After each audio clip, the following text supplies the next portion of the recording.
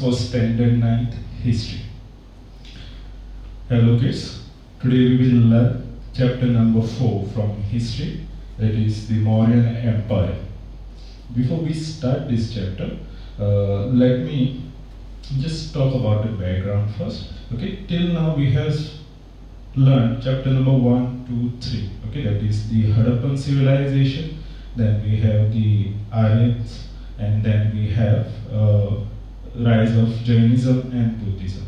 Till now, these three chapters which we have spoken, it is all based on social, religious or cultural and even economic history of the ancient India. Now, this chapter, chapter number 4, we will be speaking about the political history of India for the first time. Okay, you might have heard about this Mauryan Empire. Okay, let us go in detail of that. Okay. Before we start with the Mauryan Empire, let us try to understand the background. Okay, what was the political history before the Mauryan Empire? Okay, so in chapter 2, we have already spoken in that in Vedas we come across some kingdoms, small kingdoms like Koshala, Kashi, Magadha, and Vaishali, okay, which existed in India. There were many more. Okay, even when we speak about Mahabharata, we come across Kuru kingdom. Okay, and when we speak about Ramayana, it is from Ayodhya. Okay, so such names we get during the Vedic era. Okay, when we speak about Buddhist texts, we come across a term called as Janapadas and Mahajanpadas. Okay, these are some of the Mahajanpadas and Janpadas which they have shown. Okay, there were also republics during that time. Okay, out of these Janpadas, we will be focusing on only one, that is Magadha. Okay, it is modern day Bihar, you can say. Okay, and the capital what we have of Magadha is Rajgriha. Okay, now let us try to understand the background. Okay, now when we speak about rise of Magadha, okay, the expansion of Magadha, the credit can be given to Bimbisara. From the time of Bimbisara, we see the expansion of Magadha kingdom. Okay, his son Ajatashatru also followed the same thing. Okay, either by matrimonial alliance or by conquest, they had allies or they conquered the other areas. Okay, after the fall of after the death of Ajatashatru, okay, we also see Shishunaga king dynasty which continued with the expansion of Magadha. Then we have Nandas, and then we have Maurya Empire. Okay, let us see through this slide how it expanded. So you can see Rajgriha was the capital. Then under Ajatashatru, the capital was moved to Patliputra. Then we have Nandas, Chandragupta Maurya, how he expanded towards Afghanistan and south. Then we had Ashoka. Okay, so let's go to the next part, sources. Okay, before we go to sources, I want you to tell me how many types of sources we have. Absolutely right, there are two types of sources, that is literary sources and archaeological sources. Okay, let us speak about literary sources. Okay, in your textbook, there are 5 literary sources which they have given. Okay, out of this, these first 2 are very, very important. Okay, let me speak about that.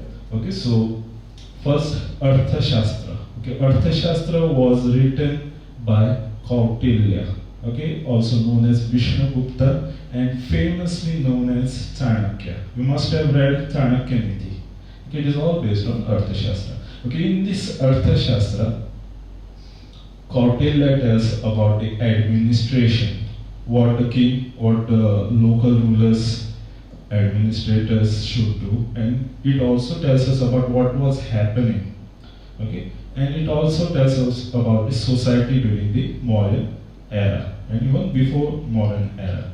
Okay, same way we have a foreign literary source, that is Indica, written by Megasthenes. Okay, there was a Greek commander called Seleucus, which I will describe later on in the part of this lecture. He had sent his ambassador to Chandragupta Maurya's capital, okay, he went throughout his kingdom and whatever he saw, he wrote it in his diaries, okay, and these diaries were in 4 volumes called as Indica. Okay, same way we have other sources. We have Buddhist source called as Mahavamsha. Then we have a Jain source written by Hemchandra called as Parishishta Parvana. Okay, then we have a very beautiful play written by Vishaka Datta called as Mudra Rakshasa. Okay, these are also other sources, literary sources. Now let us go to archaeological sources. Okay, speak about archaeological sources of the Mauryan era. We will be focusing mostly on the script which were written during the time of Ashoka. Okay, now when we speak about script of Ashoka, there are 2 terms which you need to know. First is Dhamma Lipi and Dhamma Stamba. Okay, what is Dhamma? I will explain later on in the part of this chapter. Let us speak about Lipi. Lipi means script. Okay, and Stamba. Stamba means pillar. Okay, so we have Dhamma Stamba and Dhamma Lipi.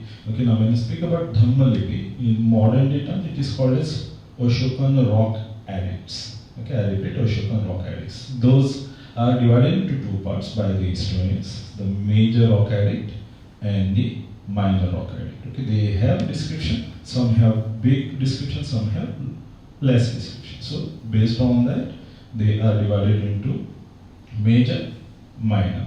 Okay, same way, some of the historians have also divided pillar edicts, okay, into major and minor. We won't be focusing on that, but we need to know that they have pillars on which they have scripts. Okay, that's why it is called as pillar inscriptions. Okay, you must have seen this emblem. Okay, it was adopted by the government of India from the Ashoka pillar edicts. Okay, let us go to another slide. You can see the distribution of inscriptions. So we have major rock edicts, pillar edicts, and minor rock edicts. Okay, in modern Indian subcontinent and also in Afghanistan, parts of Afghanistan, we get somewhere around 14 major edicts, 7 pillar edicts, and minor rock edicts are quite in number. Then we have stupa. Okay, stupa is also one of the form of archaeological source. Now, when we speak about stupa, stupa is a hemispherical structure which contains relics of Buddha. Okay, this stupa at Sanchi, which is in modern day Madhya Pradesh, was built during the time of Ashoka.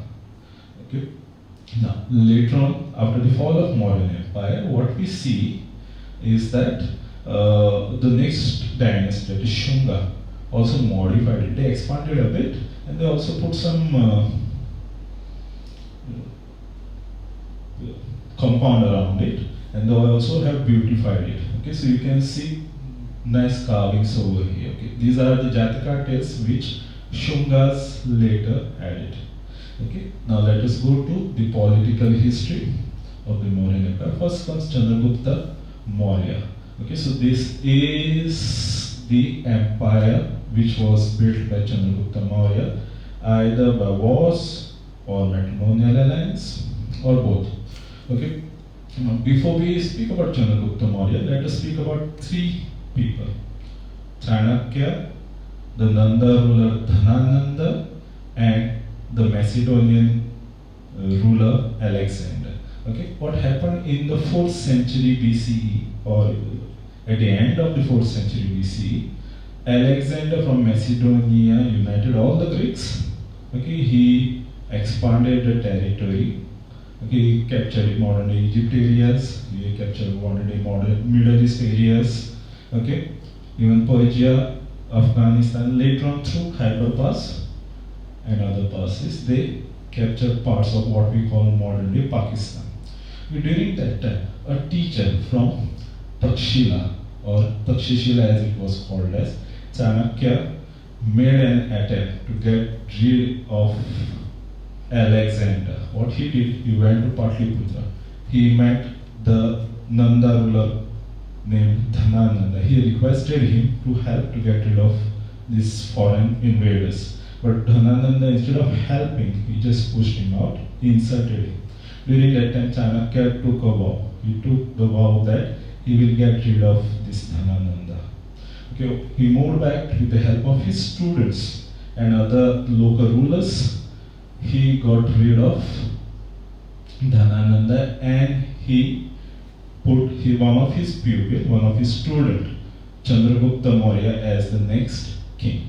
Okay, regarding the background of Chandragupta Maurya, okay, there are different theories. Okay, some say that he was illegitimate son of Dhanananda. Some claim that he belonged to a tribal group which were mostly tamers of peacock or more. That's why they were called as Maurya.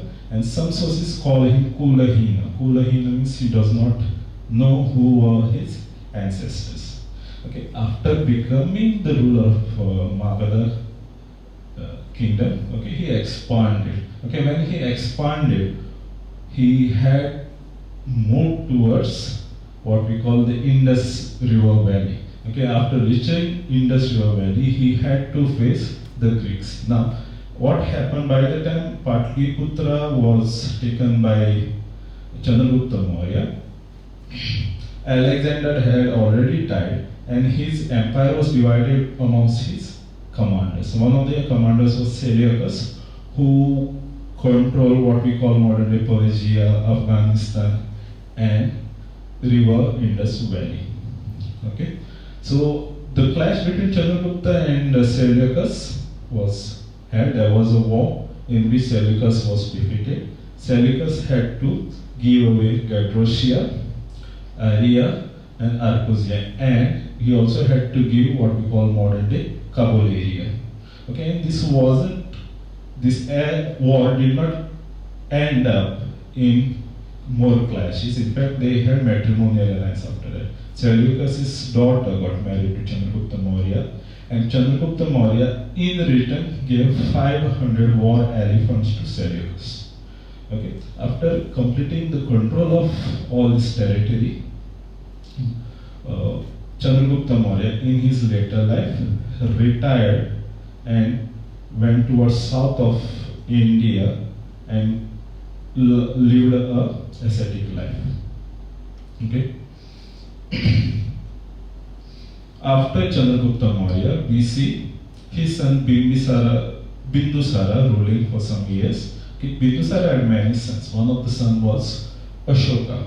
Okay, he was quite ambitious person. What he did was, even though he was not supposed to be the first to become next king, after his father's death, he got rid of all the contenders who would become next king, and he became the next powerful ruler.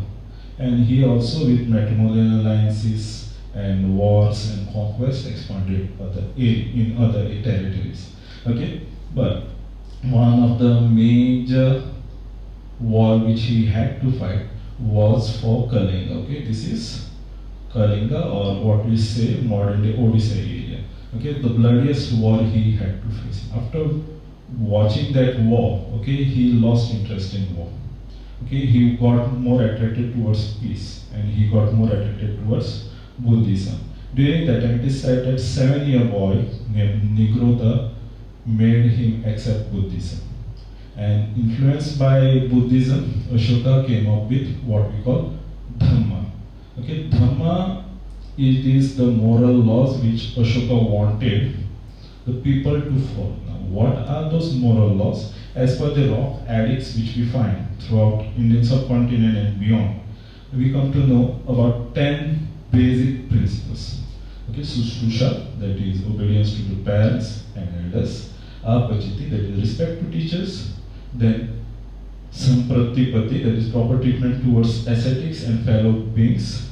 Dhanam, that is liberality towards all. Then we have Ananto Bhutanam, and we have Avihimsa Bhutanam, which is not to either kill or harm any living creature.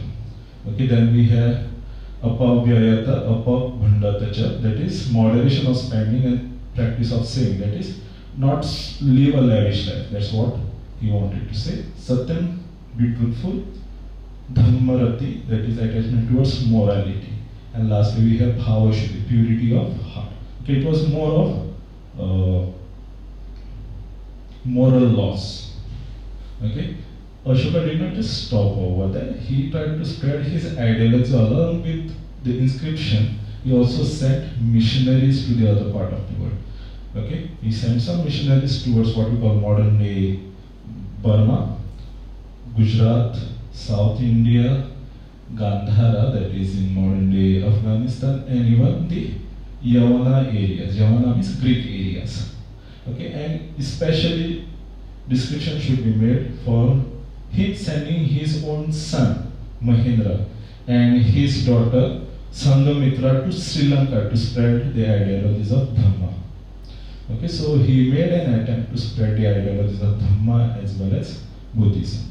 Now let us go to the next part, that is the Mauryan administration. Now when we speak about Mauryan administration, it was not a democratic era, it was mostly the autocratic era. So king was the whole and soul of the empire. To administer this empire, he had different departments, different servants under his control. The central government, he had council of ministers. This mostly consisted of commander-in-chief. He had a royal priest. He had the royal treasurer, and the king was also helped by Yuvaraja. Yuvaraja or next prince or next king to be. Okay. Now at the local level, I will talk about the provinces, the description of provinces later on. But the kingdom was divided into further groups or states called as provinces, and these were mostly run by the viceroys or governor. Okay, then we had head of states, head of departments. Okay, these head of departments sometimes spies, revenue, military, and many departments he had. Okay, let me just speak about one department, that is the revenue department. We have two terms which you need to know. One is Bali, another is Bhaga. Bali was the religious tribute the people of Mauryan Empire had to voluntarily give. Okay, and another description which we get is Bhaga. Bhaga was the land revenue which the farmers had to give, mostly the 1/6 of their produce from their land. Okay, along with that we had the local administrator, the civil servants, and rural village panchayats and all those things. Now let us go to the provincial administration. Okay, so those were divided into directions roughly. So Maghada, modern Bihar area, was the central administrative province. Okay, with Patliputra as its capital. Okay, in the north. Okay, north does not exactly I'm not talking about Tibet. Okay, this is somewhere in modern day Afghanistan, Pakistan area. Okay, so the northern part was called as Uttarapatha. Okay, the capital of Uttarapatha was Takshashila. Then we have in south Dakshinapatha. Okay, the capital of Dakshinapatha was Suvarnagiri. Then we have towards west, that is Avantipatha. The capital was Ujjaini. Whereas towards east we have Prachapatha. Okay, the capital was Toshali or Kalima, you can say. Now let us try to understand the division of administrative units. So we have the empire. Empire was divided into provinces. Provinces were further divided into districts. Then 10 villages, a group, and lastly the smallest unit, that is village. Now when we speak about empire, empire had the emperor. Province had the governor.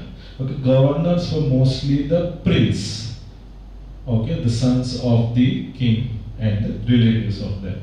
Okay, now district level or Janapadas as they were called, they were roughly 100 villages to club together to form one unit. Okay, these had the local authorities, also authorities coming from the central government. Okay, we come across 4 words which are linked to the district administrators, that is Sthanika, Pradeshika, Rajuka, and Yukta. Let me just read about what were their powers. Okay, Sthanika, when we speak about, This was like the head of the 100 villages or the Janapadas. Then we have Pradeshika. Pradeshika was a person who toured throughout the district and see the administration is working properly or not. Then we have Rajuka, who was the surveyor of the land. And then we have Yukta, who was accountant and secretary, probably to the Sthanika. Okay, now districts were further divided into what, if we take in modern terms, into talukas. Over here we have description of 10 villages. Okay, the head of the 10 villages was Gopa. Okay, and they were further divided into villages. Okay, these villages, the head was Gramika. Gramika was more like modern day Sarpanch, and he was held by modern day Panchayat, what we call. They were called as Gram Vriddhas, or the elderly people of the village. Along with that, we had another independent entity, that is city. Okay, cities were mostly controlled by 8 people. Okay, as per Megasthenes Indica, we come across one term called as estinomie. Okay, probably group of 8 peoples, probably elderly or the traders who used to control the city. Okay, so with this I will end my lecture. Thank you.